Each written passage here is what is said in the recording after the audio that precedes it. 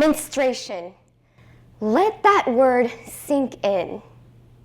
By show of hands, does anyone feel uncomfortable right now? Now I'm going to start this talk with a little test. I want you all to take out your iPhones and type in the word menstruation. Go ahead. Now what happens? For me, when I do this on my iPhone, I get the autocorrect suggestion, men's triathlon, men's true argument, or the latest one, get this, men's struggling. Did anyone actually get the correct suggestion? Now I want you to raise your hands if you have ever had a conversation with a girl or woman ages 12 to 50. I'm assuming that's everyone. This means that each and every one of you has had a conversation with someone who experiences menstruation. Menstruation, it's a natural biological process that every girl and woman goes through each month. It's so significant that the survival of the human race depends on it. We're constantly surrounded by women and girls going through this important process, but we don't ever talk about it. I'm sure when you heard what I was speaking on today, some of you might have felt a little uncomfortable. Before I started researching this topic, I thought that that was okay. If we don't want to talk about it, we shouldn't have to talk about it. What I didn't realize is there are a lot of issues surrounding menstruation that we don't know about because we don't talk about it. Last October, a 12-year-old girl from South India committed suicide after being publicly shamed when her teacher saw a bloodstain on her skirt, pointed it out to the whole class, and forced her to stand outside of the classroom. She mentioned the shame over this incident in her suicide letter. This is Pinky. Her mother advises her every month to stay at home when she is menstruating instead of going to school. She tells her father and brother that she is sick with fever. Another story is of Shahana, an 11-year-old girl from Bangladesh. One day after school, she came home and washed her menstrual rags. She hung them up on a tree to dry. A harmful insect settled on the rag. Without noticing the insect, she reused this rag the next day. The insect entered her body through the vagina. She felt serious stomach pains and was taken to the hospital. A week later, she died. Meet Celeste Mergens, the founder of Days for Girls, a nonprofit that creates and distributes pads to girls in need.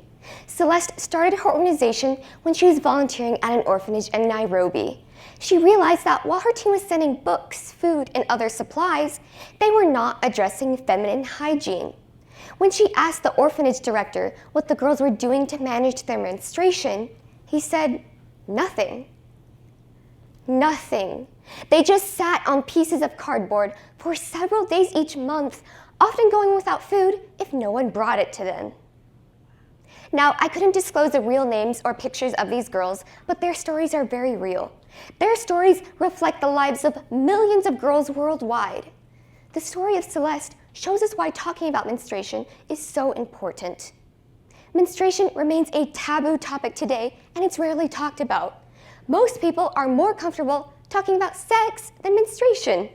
Just take a look at all the ads that we're surrounded by every day. They use sex to sell.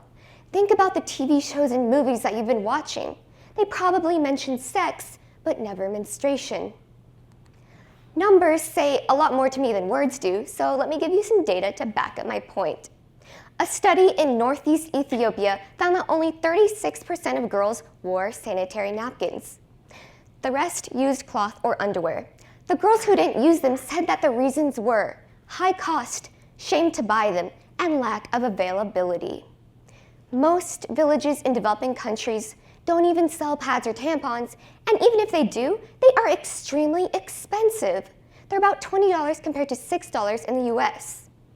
The study also found that 58% of girls reported that their school performance declined after they started menstruating. Furthermore, the study found that school dropouts were more likely when girls did not have access to menstrual products. This next study gave a menstrual hygiene class and menstrual products to a group of schoolgirls. They found that girls in the control group had a 17% greater drop in attendance compared to those receiving the education or pads. Most girls in low-income countries only have one school uniform, so they choose to stay at home rather than come to school and stain it while menstruating. These girls also often use pieces of cloth to manage their menstruation. However, the cloths slip out of their underwear easily, leak through easily, and smell bad quickly. When girls were asked what the most effective way to manage their menstruation was, they said, "Go home." That's like me telling you, if you're to start menstruating right now, to walk out of this auditorium right now, to leave this talk. And it's not because you forgot to pack menstrual hygiene products or your girlfriends don't have any extras in their purses, it's because there are none. Not any in the bathrooms or even sold at Walmart. You either sit there and bleed on that seat or you go home. Those are your choices. Not only are girls' educations being affected by menstruation, but their health as well. Many girls are forced to use unclean menstrual practices, such as using unsanitized cloth, paper from school, plastic bags, dry grass, ashes, and even cow dung. Because of the taboo of menstruation, they are too ashamed to wash and dry their products outside, so they hang them up inside in the shadows, hidden. As you may know, the sun has natural antibacterial drying properties, so when the cloths are kept inside in the shadows, they are not dried fully, and there is moisture and bacteria trapped inside. Because of this, there are alarmingly high rates of reproductive tract infections, genital scabies, abdominal pains, and even complications during pregnancy. One solution is to distribute menstrual products to girls in need. By distributing menstrual products, we can increase girls' school attendance and even school performance.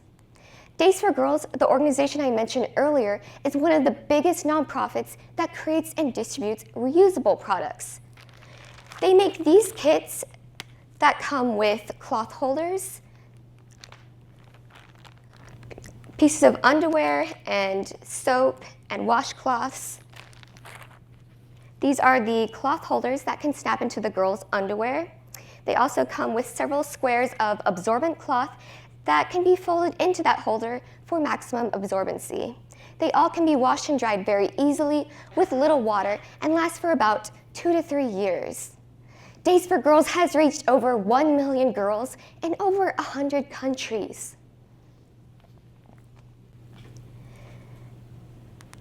Now, you may all be thinking, this is terrible, but what does this have to do with me? Well, these girls have a right to education, but they didn't choose to be female. They didn't choose to live where they live, but they do choose education. They yearn to go to school, but they're forced to stay at home because they don't have any other choice. But you have the choice to think about menstruation, to talk about menstruation, to act on this problem. You have the choice to step outside of your comfort zone so that a girl doesn't have to suffer. Because every choice we make as a whole can make a huge difference. Because menstruation isn't something we usually talk about, it also isn't a heavily researched topic. It was extremely difficult for me to find relevant data for this talk, so I know that if we all start talking about it more and researching it more, we will make progress. If there is more evidence to show that distributing menstrual products to girls in need improves their education opportunities, then more organizations will start doing it. Because not many people know about this problem, not many humanitarian organizations realize that this is a problem, so they don't distribute aid in the form of feminine hygiene products. The organizations that have been distributing sanitary products today have only been doing this in the past decade. For example, AfriPad, Days for Girls, Launchpad, One Girl. All of these menstrual hygiene organizations have been founded in 2010 or later. We distribute food, money, medical supplies, but why not menstrual products? This is a fairly easy problem to fix. And that is why I would like us to start talking about menstruation more. Because when we don't talk about a problem, we don't recognize it as a problem. When I found out about all of this, I was 15 years old. My mother had read an article about girls missing school because of menstruation, and she told me about it. I immediately started researching this issue. my mother and I learned how to make menstrual hygiene kits, and we sewed over 75 of them. This is me making the menstrual health kits. I don't even know how to sew, so the fact that I was able to make these shows that anyone can do it. I had my friend from Ethiopia take them with her to a local girls' orphanage, and she told me that when other organizations in the area found out that she had these kits, they all started contacting her and asking her if she had more. Since then, I have become extremely passionate about this topic. It has led me to pursue a career in women's reproductive health issues, an internship with Days for Girls, and to create my own research project here at UNG on the distribution of menstrual products. And guess what? It's led me here today talking to all of you. 2 weeks ago, I was able to go to Days for Girls headquarters and intern there. This is me making the Days for Girls kits. This summer, I'm going on a study abroad to Sri Lanka, where I'll distribute all the Days for Girls kits there. I was even able to meet Celeste Mergens. She is an amazing woman. I hope to continue working with Days for Girls and researching this issue. I have made it my life's mission to help girls all over the world go to school. I want to be a voice for girls who cry out for education. Nothing should stand in a girl's way to education, especially not a biological process she cannot control. You see, all of this, my internship, research project, me coming to speak at this TEDx event, my service project, all of this was sparked by one conversation. The conversation that my mother and I had about that article. These little steps can lead to big ideas and big changes. Most of us don't think about menstruation that often because it's just pushed under the rug. For example, if you saw a homeless woman on the street, would you wonder how she is managing her menstruation? You don't have to go to the other side of the world to see the struggles of dealing with menstruation. You can see them in your own backyard. I volunteer at the UNG food pantry, and I'm always so excited when we get donations of menstrual products in.